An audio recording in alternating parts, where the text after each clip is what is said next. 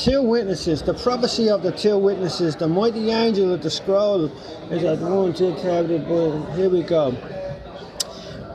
The two witnesses, Moses represents law, Elijah represents the prophets. Moses is the great lawgiver and Elijah is the greatest of the Old Testament prophets. Jesus says he's John the Baptist. In Revelation 11:3 and 3:12 we find the great prophecy of the God's two witnesses. They killed God's two witnesses, and God's two witnesses are dead for 3 days, and then they rise again and open up a big can of whoop ass. Yeah, on whoever it is that puts her up to them. So here we have the destruction of the roundhouse. Now listen. God made women too. Did God not create them? Which God are they talking about? What's wrong with women, huh? My mother's a woman, you know what I mean? It's not really have to destroy anything. Look, freedom of consciousness and freedom of profession. The sun is out, that's that bit, and there's a scroll on the roundhouse, and the face is like the sun and all, and here we go. I say to you, no one among those born of women is greater than John, yet the least in the kingdom of heaven. Why is that? I would let the children, what's it? John the Baptist, this is Luke 7:33, and John 4, it's in there a few times. John 4, Matthew 11. You see the way these are turning up the thing so you can't hear this.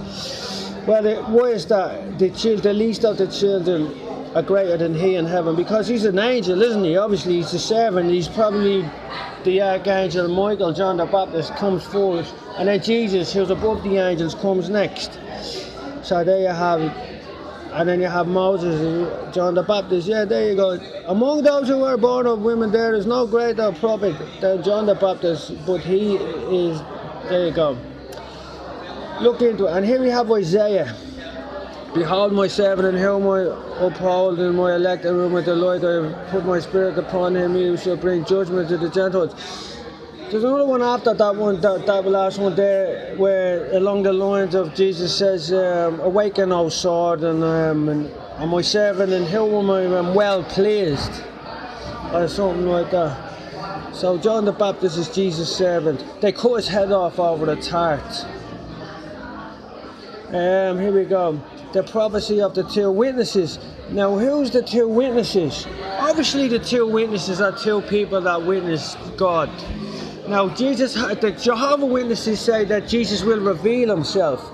Well, one time, a guy told me a story. He was going to Disneyland to do a reconnaissance mission on the Dragons and the Monarch programming with his son.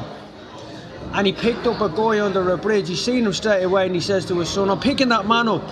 And his son said, why? I said, I just am. I knew. Well, he knew him. When he seen him standing there, he knew him. And he picked him up and he says, get in, and he's a nice calm fella, and he helped him. And then when he got to Dover, the coppers were going, who is he? To the guy who picked him up, and the fella says, I just picked him up. He didn't want to give any information to the Babylons. So he made sure he sit away from him with his son. He hadn't seen his son in a long time, and him and his son, and the man was sitting there watching. Watching him and his son. And he left him alone, and because he wanted to spend time with his son. And then when he got over to France, and the nice man was held with the long black hair, typical of all the paintings you see of Jesus, he turned around and he said, what's your name? And he told him his name in a foreign language. And he said, what does it mean? He goes, he who brings peace. And the man says, what, like Jesus? And he went quiet. And the little kid in the back turned around and goes, Jesus! In the car. That's it. There's the story. Now they killed the government. Now when me and we built that roundhouse up on the hill of Tara, there you go, look, that's the destruction of roundhouse. The destruction of that roundhouse came when that was given to women to do witchcraft. Now, the certain individual that built that roundhouse, they kept trying to prompt them to go to Glastonbury, but wouldn't go. One of the women up there said, go to Glastonbury, wouldn't go. Wouldn't take any of that advice because they were into witchcraft. So anyway, he got over to Glastonbury a while ago. about a year ago, and one fella says, a fella that he was down there with put him wide, he says that they're always locking up people around here, they're always trying to put them in mental institutions. And then a certain individual went down to Glastonbury there a while ago, and a bulls of Basham were waiting on the door, and they tried to get him nutted off. But he knew not to contract with them, so he escaped with the skin of his teeth. This is all very true stuff. So here are the witnesses. But the thing is, one of these guys was telling me that he saw himself when he was an older man, in a vision, in the House of Commons, all dressed in green, reading out a scroll or a document. So what does it all mean? It means there's something going on, and the witnesses and Elijah will turn the children back to the heart of the fathers. And John the Baptist was always about milk and about honey, and he wore leather, and he had wild honey and all, and he was representative of the tribes, the ones that the Pharisees and the Sadducees kept slagging off the people of the land, in dumb people and all of that, you know. Oh, ye of little faith. What's the little faith? The faith of the Catholic Church and the legions, the Romans, is the goddess worship of the Queen of Heaven. The Virgin Mary would never condone any idols made in her name because she was a Hebrew woman. Don't let them dupe you. And she'd never want to be called the Queen of Heaven. Because that was not a title given to her by Jesus. I'm sure Jesus would have known if she was the Queen of Heaven. She's the mother of Jesus. The whole tribe are held in the same esteem according to their... And that, I'm not going to go into that, but don't believe the hype. Elijah, yeah, who prepares the way. I think that's interesting stuff, isn't it? Getting murdered. The two witnesses have a great, they get murdered. And then he beat death, following in the footsteps of Jesus, and he raised up 3 days later.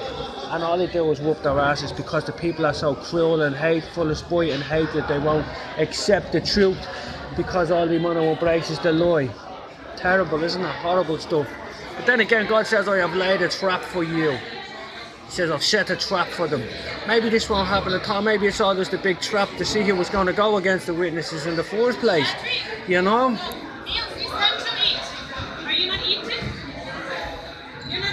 I am eating. I'm making a video here. Huh? Say hi. Hi, but he needs to go and eat. Okay. Because food is being served. It's the spoons over there.